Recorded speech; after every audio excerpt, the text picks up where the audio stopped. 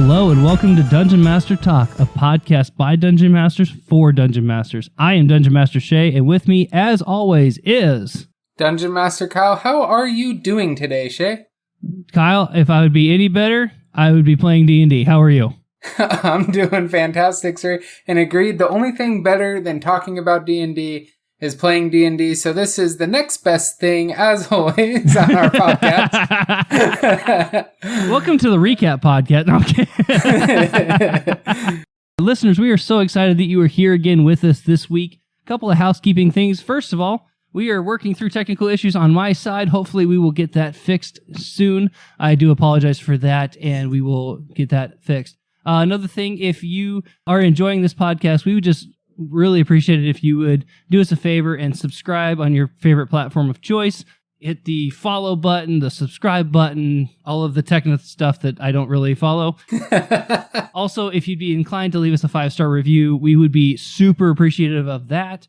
And if you ever want to get in contact with us via either email or Twitter or Facebook, we will give you that information at the end of the episode. So again, we just super appreciate having you here this week. Kyle, we had talked about before this recording that we just kind of wanted to pick up where we left off from the last one because of that said technical difficulty. Yep. And just to recap, we were talking about populations. We were talking about small villages. We had talked about somewhere between having a population of like 500 to 1,000, which equated to 769 people, because that's how math works in our heads, predominantly mine. So yeah, I think 6 of one, half a dozen of the other, to be honest with you. If we wanted to have some brick and mortar type buildings, I think it would be like we would have had enough time to build a few of those. But you could also have a few wandering tribes that would come through, because that would create trade, that would create some other goods and services that some of those people that like to stay in, that, you know, they're not as nomadic as other groups. I mean, I could see a market to have that kind of a both and, but maybe a little bit more nomadic still, because everybody's still kind of building that village. I totally agree with you, man. I think the answer is probably it's rudimentary is what I'd want to just kind of emphasize with it is like, yeah, there might be some where like they've used that area lumber, like maybe they're trying to do a little bit of Adobe or something. But it's like, I think like the key is that like how organized it is more on that like lower end of that organizational scale. Because that's what we're really working to establish is like making this spot where it's kind of been determined to build the city or the village, establish it.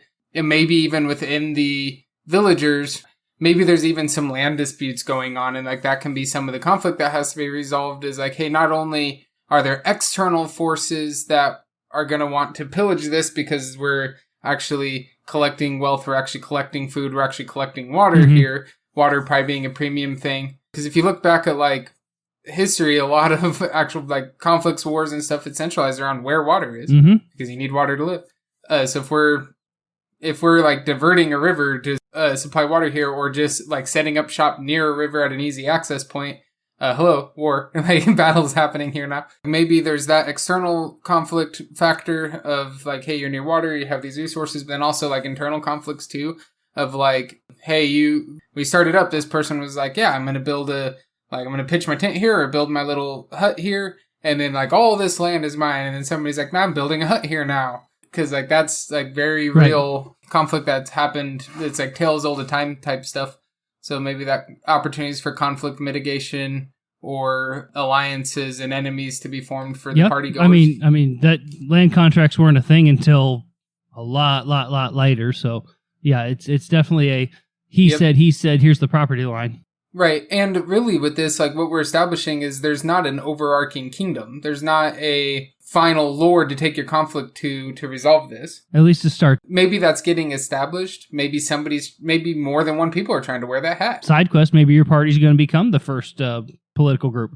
Do. Yeah. I think that's something we need to decide as we're pre-making this campaign, like going back to like that end goal in mind type thing. Personally, just because I don't know how much fun repeated courtroom-like setting style roleplay would be, like I think it could be fun some. My personal opinion is end goal is that this civilization's established, the party are like folklore legends and like pieces held, but not necessarily that anyone or that anyone from the party or the party as a whole is that final body in charge. Now, leave room for roleplay and twists, and if the party goes for that, sure. But I think, like, out of the box, if they just follow strictly by letter, no, probably. I mean, I would say you could have, like, a couple in there. Depending where they end up and who they accidentally encounter, they might land themselves in court anyway. That never happens. If by trying to play that you're lawful good and you go on a murder spree, or you just saying, or you're the lawful paladin that ends up with a neutral druid, and that's a whole story for another day. So to go along with that, though, I think you do end up having some steady shops because it's really hard to have like a traveling blacksmith in those times, because you need those forges, you need the anvils, and those things are not heavy, and those things are not light. You know, you're going to need water to quench your blades when you're forming them and things like that. So I could see like people like that, or if like you had like a trader for, like you said, lumber, or a butcher. I mean, he could be mobile a little bit, but it might be easier for him to stay put and have people come to him. Yeah. What would you think if it's like year 3 of this being like trying to make a go of it? And at first it was because there was this water source here, a forge, somebody's like, hey, it's been passed down from my family line. Maybe it's a dwarf. It's been passed down from my family line, like a tool and weaponry forge. And so they're like, this is water here. It's a good clearing for it. I'm going to establish a forge. And at first, like, all these traveling tribes kind of like shared it, got along great. And then like claims were starting to be like, it started to become like a hot spot. So maybe somebody opened up a shop there then, because it's like, hey, I could stop my traveling life. I could stop living off the land if I come here and like I sell, if I just am a trade shop. I'm going to have my wares. I'm going to buy wares from travelers and sell and then upsell it to the next travelers. And so then you have that shop, and maybe those are more established buildings. And then you started having others that are like, well, like, you know, I can set up shop here. I can farm this land. So then those are more like your tent land areas. And then now it's like, it's by more up to this point, maybe it's been more organic that it's just been happening. And now it's hitting that like tipping point of like, somebody's gonna claim ownership. Somebody's gonna establish some form of hierarchy here. This loose alliance thing is starting to come to a head. And that's maybe where we kick up the story, is right there. So that way we can have like, hey, this is where you can go to buy your sword, to get your stuff repaired. Maybe there's a witch doctor in the woods somewhere that's like, if you need to buy a wand or staff or cloak, he might be able to set you up with rudimentary, like level 1 to level 2 stuff. And then like the stuff to get beyond that, that's going to be what we're questing for. Yeah. And more of those legendary and like really good items are going to have to then be through discovery, just because of this world that we're building. Or maybe like a traveling nomadic tribe that has, I guess traveling nomadic, I don't need to say that. A nomadic tribe has... Words are so hard on this audio podcast. Okay, so let's take our little town. We probably need to put a name on this town. Kyleburg. Kyleville? No, probably not. We will claim this in the name of Kyle. Oh, no, let's not start this. I don't want my name burnt that bad. That's how you patent your stuff. You got to put your name all over it. Well, yeah, in the byline, like, sure, like, co-author Kyle. But, like, like, in the text, not so much. There's a name that you and I have repeatedly said would be fantastic to use in D&D, and neither one of us, to my knowledge, have. But what about Havencroft? Okay. All right. I'm down with that. It's just an idea. Throwing it out there. You do the typey, because when I type it, it's like really loud clicks and the listeners complain about their ears. Nobody has yet, because I try not to do it, but I imagine it will not be good audio. All right, Havencroft. What about... I believe in you. Come back. Come back, thought. Come back. You can do it, brain. I'll tell you what, let's stick with Havencroft for now. And if we have to, we can come back and change that. Yeah, and we can put, like, placeholder on that. Because it also, like, the one thing with is maybe Havencroft sounds a little bit more like, I don't know, peaceful area than, like, point of enough conflict to drive a level 1 to 17 campaign. All right, so we'll start with that. Okay, so we have Havencroft. Okay, Havencroft has 769 people. And we have, we'll just say we have 7 times larger than the village I grew up in. Breach. Let's see. So we're going to have a blacksmith, because that one, blacksmith was the first guy to be there. So maybe something with forge in it. I don't know. I'm not, I like Havencroft as a name. I think it's really cool. Don't know that I'm satisfied. We'll come back, listeners. Oh, also, listeners, if we don't have one decided by the end of this... Silverforge. Ooh, never mind. Sorry, listeners. I was going to say you could email us with name ideas. I mean, but no, please do. We can, because we can use those all over. Yeah, exactly. So this might be like City 1, but we're going all the way to level 17. There might be spin-off cities. Oh, yeah. More to form, rival locations that pop up. Who knows where we're going to go yet with this story? That's the whole point. Remember, Shay and I do not have anything predetermined.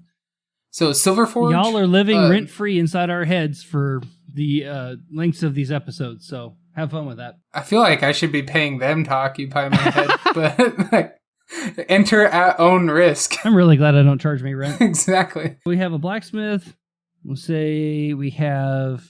Trade goods, so like a trading post. Yeah, so it's almost like your general shop. It's not going to be where you get, like, obviously straight from the forge is where you want to get your weapons if able, but like your traveling goods, food, odd tools, cheaper weapons, because used probably through the general goods. Yeah, and we'll say, since this is Silverforge, let's say like there is a mine close. Yep. That way and that's kind of one of their big exports is silver. And really, export's probably not much of a thing yet, but like that's why, maybe that's part of why the forge the deterministic there you go decision of setting up the forge there was this dwarf. Obviously, at one point in time, all these people were nomadic because that's all we said existed. So either the current owners of the forge or maybe their immediate parent lineage discovered these mines and are kind of like, maybe the exact location is not super general knowledge yet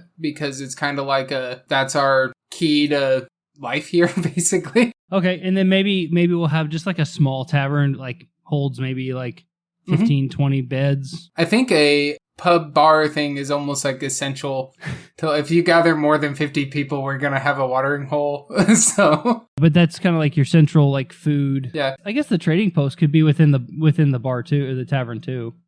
Because yeah, they could maybe share, they're conjoined. And then probably have a barber type thing. That's something that I haven't focused enough yet in D&D. In real, like, if you look back, and so everybody in my campaign, I just imagine by this point y'all's hair is just terrible. Well, my guy's made of stone, so I just don't. Is he made of stone? I always thought like he was made of whatever he decided to be in the moment. But no, he just has a very slate-like complexion. He doesn't grow hair. So, one thing that I've always kind of thought about, though, is, like, if you look back in culture up until, it's still a thing, maybe not as predominant as it used to be, but, like, best place to learn about the goings-on of an area, it's, like, the bar and the barber, because people talk. People talk at the bar, and people talk to their barber. That's right. Those are 3 people you never make mad, your bartender, your barber, and your custodian. Exactly. And so, like, especially, so if we're thinking about this, just talking scale for a second, when we're starting this off and we're building the first or one of the first cities that have existed since an apocalyptic event, the scale of it isn't going to be instantly like mass war, all these established warring families. It's going to be a lot of this family, that family, this individual. Right. And so I think like the topic of the town, the topic of the village, like the pulse of where people are leaning, is going to be vital to the early going conflict. So I think establishing like, hey, where are the kind of like go here first places? And so that's why I think, even though, like I said, I've glossed over it and other times I've DM'd, maybe this time, like, don't gloss over the barber. Right. Yeah, I never really usually thought about the barber, honestly, until you just, I guess somebody's got to get their hair done sometime. I wonder if what's because that's something that's just like a cultural, especially for like our Western style culture, a constant thing that always exists is entertainment. So like what's entertainment like here? Do they Do they fancy like horse races? Is there gambling at all yet? Like, how's that scene of things? Like, maybe where you'll find like your more rough style Fight Club? But we can't talk about Fight Club, so... Oh, no, we're not going to talk about it. We're just going to do it. That's how you have to Fight Club. You can't talk about... Like, we're already on the verge of breaking the rule of Fight Club because we've said it too many times. I mean, you could have maybe a traveling gypsy group come through every now and again, or like your random fortune teller. Mm-hmm. Yeah, you have like the storyteller, like normally they come in carrying goods. So like I'm thinking back, book series I like that we haven't talked about a lot, the Inheritance Cycle, Aragon, Eldest Brissinger, Inheritance. They like one thing that I liked at that is like they're at a very small village at the start of it. And a big thing that they always look forward to is when like the merchants would come, and Aragon is a kid at the start of that. And like he was excited because with the merchants, they were these storytellers that would come and they would do tricks. They had music. They would tell grand tales. And like maybe you have in this, like that's a thing with these nomadic tribes. Each one has their legends that they like to tell. So like we're a couple years established here. Maybe they're starting to become like, you know, with the changings of the seasons, this tribe likes to come and this tribe likes to come. And some might even have like fireworks, gunpowder, allowing for that to become a thing if anyone wants to build cannons eventually. I was kind of thinking like along the lines of like Wheel of Time at the beginning of that series. Yeah. I can't remember what the guy that came through, like he was kind of like the big storytelling merchant. Yep. It was during like this festival that they would have every year. It's been a long time since I've heard the story like on the audiobook, but the beginning of it's like they would have this guy come in and have all these wares and these stories, and some of them may or may not have been true. That was up to the listener to decide. But yeah, they would have storytellers and stuff like that. I think the fact that we have these nomadic tribes, it still allows for that. Yeah. Because it's not like trade wasn't gone. It wasn't like these tribes, like if they saw each other, it was instant combat. Like there was probably allegiances just that naturally formed. Like ones got along fine with each other because they weren't after the same stuff. Others probably are enemies, so they try not to come at the same time, or if they do, that's not a good thing necessarily. Maybe it doesn't mean necessarily fights happen, but it means tensions are high. It allows us to that will be our expanding beyond the starting point. We'll have to establish like what tribes are there and stuff that travel, which ones are trying to set up shop here. Do we have our Hatfields and McCoys? Which I think would be just like a fun dynamic if we set up something like that. Yeah, I can see that. All right, so I think we've got at least a starting point figured out here. Yep. So let's put that in the parking lot, as we used to call it. We'll table that idea, and then we'll bring that back full circle. Yep, because it'll be easier to fill it out more once we've decided some of the other stuff about the region, and we've kind of established like mine nearby mountain. Like we wanted it to be near a mountain, like not right up to the edge of one. Like you're a little ways from a mountain. We have natural water available. I guess like a question I have then so like this, I'm picturing kind of. But I want to make sure you're like we're agreeing on it so that when we put this into stone, we don't get two outcomes. So like I'm picturing more of like your kind of semi-wooded area. Kind of, yeah. That we're in. I'm thinking more like mountainous like Colorado than I am like mountainous like Arizona. Yeah, I was thinking similar to kind of, Colorado in a sense of like the rivers coming off of the mountains. Like you get the mountains will melt, like the snow will melt, and it will kind of feed into the rivers. And then that will come across the land, and that will allow you to have rivers and smaller rivers, little creeks and stuff to be able to have those different branches. But yeah, I was thinking, because we talked about having like a trade of lumber, we'd had talk about, different things like that. So I would say, somewhere like kind of like Colorado, but kind of like a Colorado panhandle, like the Eastern Panhandle. Yeah. Where it's farming country to a point, but you still have a lot of that runoff and some of that that area. Yeah. Well, and maybe part of our conflict can be like farmers are clearing wooded area to have farms, and then there's like Druidic type tribes or Save the trees. Wood Elf type tribes that are like, right, why are you taking our forests? Like, you can't do that. So that can be some of our natural conflict that arises. Yeah, I like that as our initial. So then coming off of that, like, so that gives us 4 seasons. We're definitely going to have the hot time, the cold time, the less hot time in fall. The warm it up, really hot, cool it off, really cold. Yeah, so they'll have winter road work and winter again. And summer road work where everything is all messed up and you can't get where you need to go very efficiently. But yeah, these are the seasons I know. It's winter, potholes, road work, and then fall and winter again. Well, you have to have the pothole before you can fall into the pothole, and then we use the wintertime just to freeze it over so that way we can fill it back in again. Yeah. For it to warm back up, never mind. That joke fell flat. Yep. So we can have like right here where you're kind of wooded, semi-wooded, kind of a little bit hilly maybe, and then near mountains. Mine's probably more in that mountain area, and so like it is a bit of a not too far of a journey, maybe like a half day or day journey for the mines to bring their wares to the forge, but that forge was set up where it was going to be easiest to have water access for the forge because the forge needs water, and then also that they could live. I might say like half a day might be a little far. Yeah, I was thinking that too as I said it, and a full day is probably right out. Maybe, yeah, definitely out. Quarter day? I mean, I'd say maybe like an hour and a half. Yeah, hour and a half, 2 hours by donkey. Well, okay. You figure back then most people could travel about 6 to 8 miles in an hour, and you probably don't want to go, like in a full day, you'd travel about 20 miles, right? So... Right. No, sorry. You'd probably walk on your... a normal person could probably walk on their own maybe... 2 to 3 hours an hour. I would say you'd probably want to walk no more than 2 hours to work, right, and then come back. Now, granted, some of these are going to have horses, animals, carts, wagons, so that way they're not going to like walk the whole thing, and that would cut down on some time too. I guess the thing that matters here is how secretive are they, family or small group that runs these mines and works the forge. Like, how secretive are they about the mine's location? Because if they're secretive, maybe they hoof it and it takes them like 2 to 3 hours to get there. If they're like semi-secretive, maybe they use like donkey and stuff and they cover their tracks as best they can. And it's like an hour away using the donkey to haul. Okay, here's how we're going to figure it out. Roll the die. Percentile. Okay, we'll give it 50-50 split. If it's over 50, they're very secretive of it. If it's under 50, they are not secretive of it.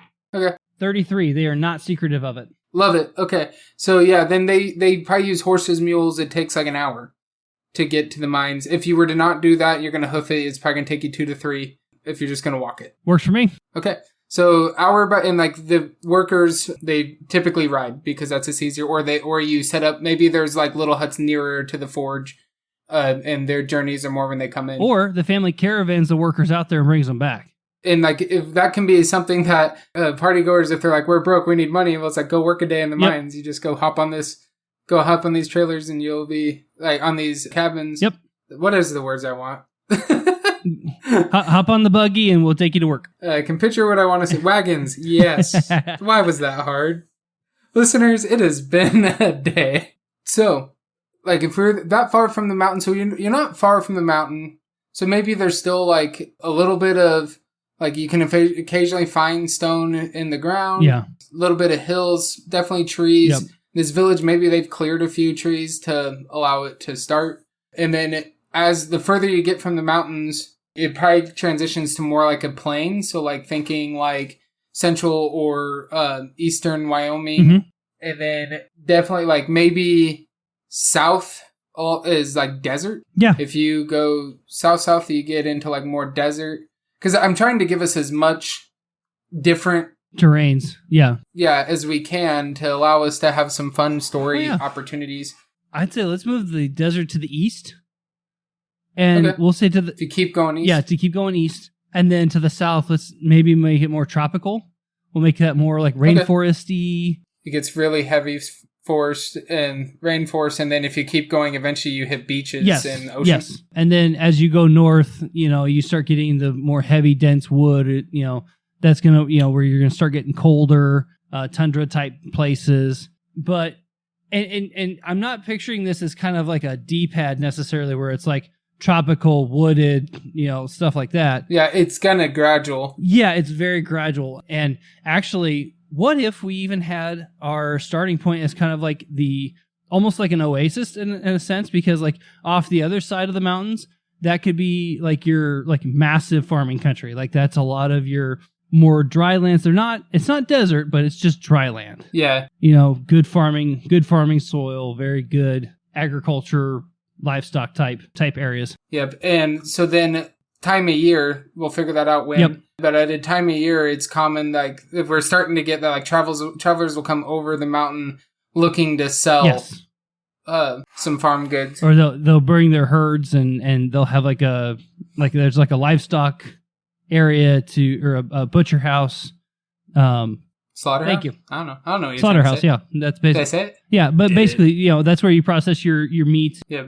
And maybe some do their own, and so they don't come, but like some definitely come. Yep. Also, like, there's probably a lot of roaming wildlife too, and we'll talk more about that. But I'm betting with the downtick of, like, after the apocalypse of organized civilization, like, wildlife has drastically changed a little bit, and so, like, maybe we're back into, like, Owlbear territory. yeah, like, owlbears aren't always alone, and they're not as rare anymore, and because they weren't hunted anymore.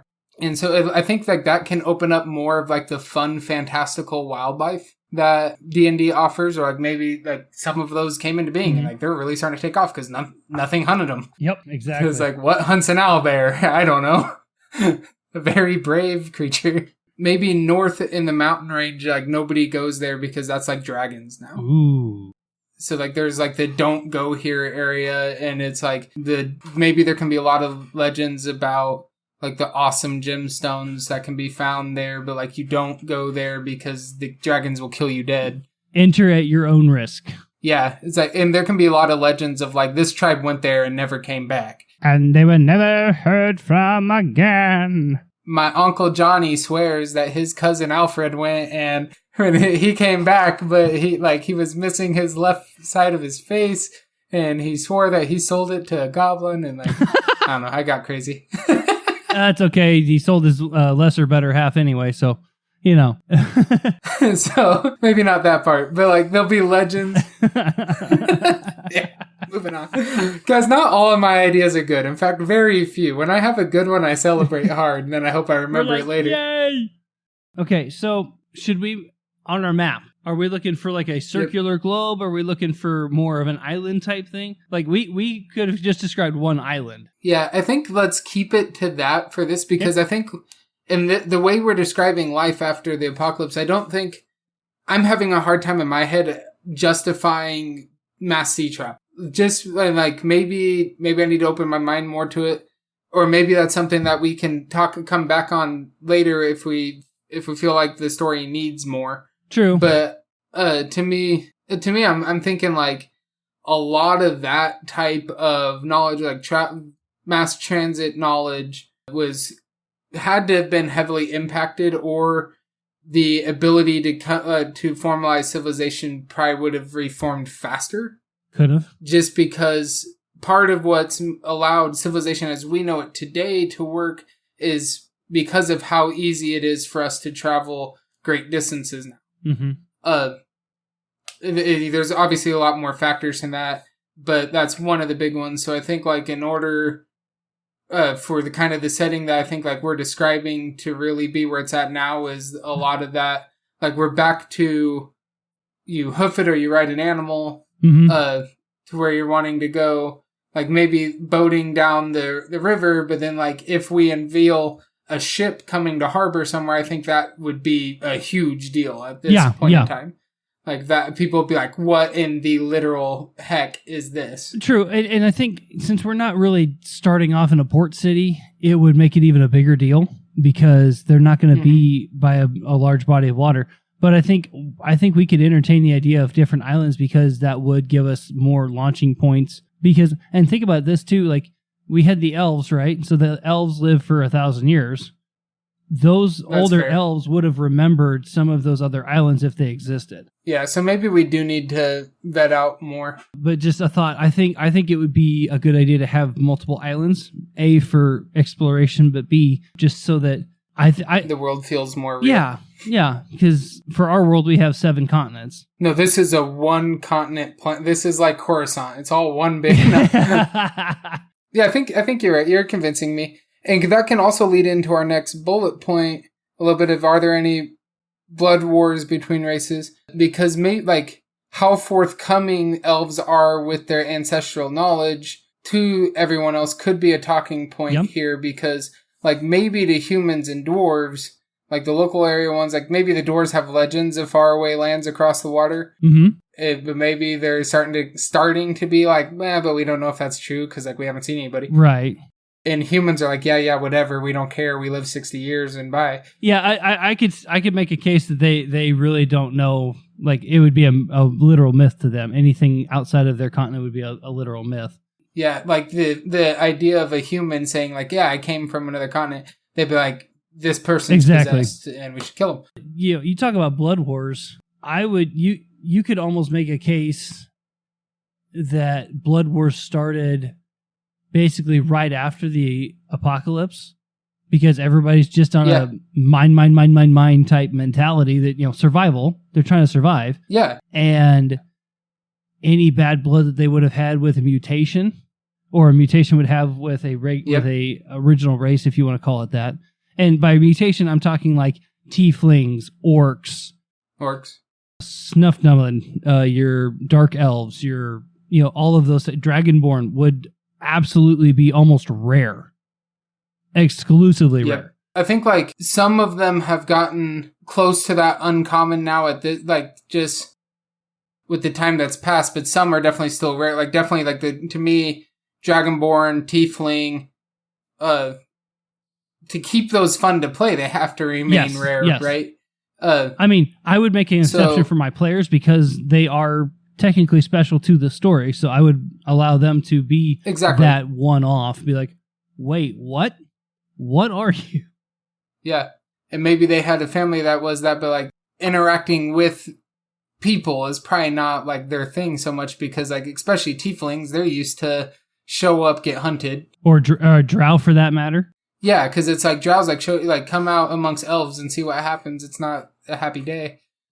Like you could almost say like high elves might have enslaved drow, and that would have caused tension because they would have seen them as like a underdark type abomination, because with their high values and esteem. But yeah, I always like to play high elves like they're giant sticks. Like it's true. It's weird to me because I love the idea of elves, and like in a lot of books I read, I am drawn to just elves. They're like really cool normally, and I love how different people write elves. When I run a campaign, I normally tend to play like organized high elf culture as very biased against anything upper else, class type, and and very holier than thou. Everything that I'm like, I would despise interacting with personally. That's normally what I bake into that. And so maybe it's more of like a banishment though. Like they tried to treat it by cutting it out. Like you are not a part of us in any way, shape, or form. And you could honestly say that about any of the other races. I mean, even to an extent, they could stand humans. They would tolerate dwarves, maybe. But it's very much at like a very high arm's length. Like you will not come inside of our circle, but we will deal with you if we have to. Type. Right, and like they, especially I think when it comes to like the sharings of what high elves would hold deal, which is more like your knowledge and stuff that's gonna last. So like if it's like the trade of menial goods, like hey, you have food. I eat too, so yeah, we can interact with you. I find you amusing, that type of thing.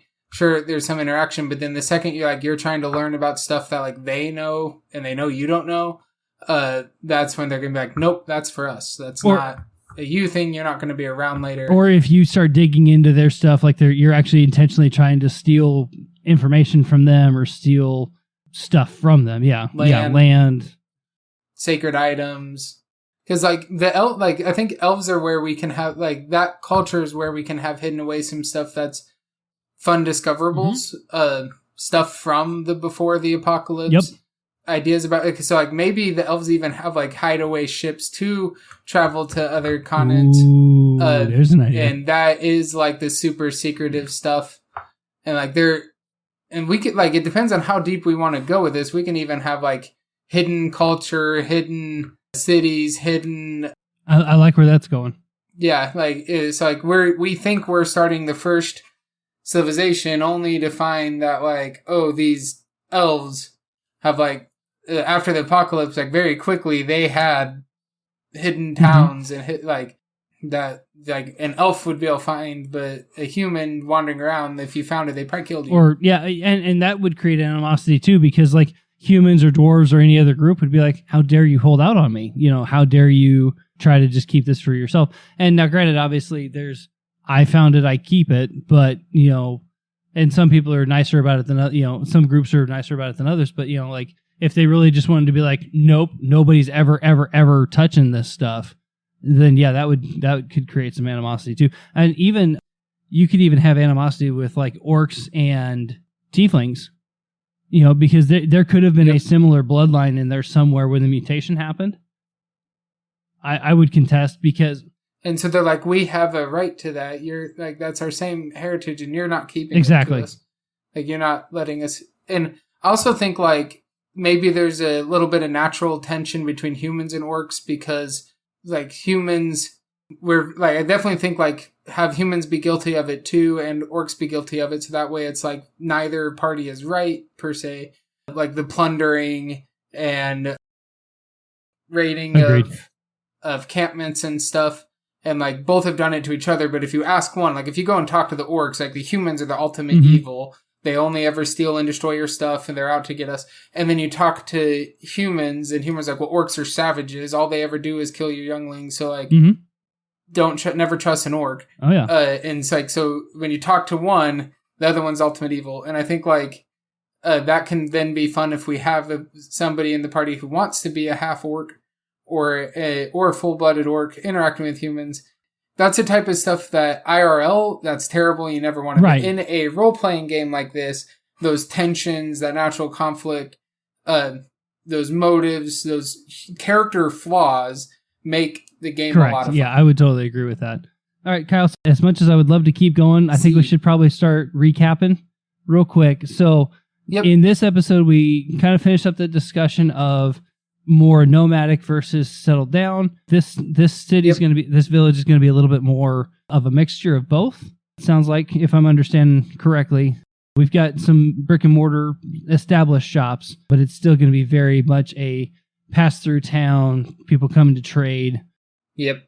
A lot of that. We're going to have a fair amount of commerce. I mean, for a little bit of town. I mean, you got the mines, maybe a little bit of a tavern and a blacksmith. I mean, that's really what they found essential, other than, you know, your farmers that would live in the area, and then they would bring their trade in. Right. We kind of talked about the map a little bit. We've kind of got our area for where we're starting at, and then we've kind of fleshed out the nomial directions around that village, and then just kind of talking through some of the racial things. I think we're going to have to come back on that and probably finish laying that out.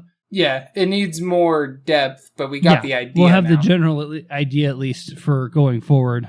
And some of that might be subject to change, so as we fill in the story a little bit and we need something that makes sense, we can come back and touch. And listeners, like we said earlier, we would love to have your feedback. If you would like to put your input in on this, you can always email us at dungeonmastertalk@gmail.com. We would love to hear from you, hear any ideas. I know we're taking this season to kind of talk through this, but we would really value your input too, because just the more minds on this, the better, in our opinion. And just that way we can turn this into something collectively for the masses as well at some point. If you would like to hit us up on Facebook, we have the Dungeon Master Talk Facebook page. And if you want to hit us up on Twitter, we have at DMT the podcast, and you can also use the hashtag Dungeon Master Talk, and that will hit us up that way as well. Again, thank you so much for being with us, and for all of us here at DMT, I am Shay. And I'm Kyle. And we'll see you next time on Dungeon Master Talk. Bye, guys.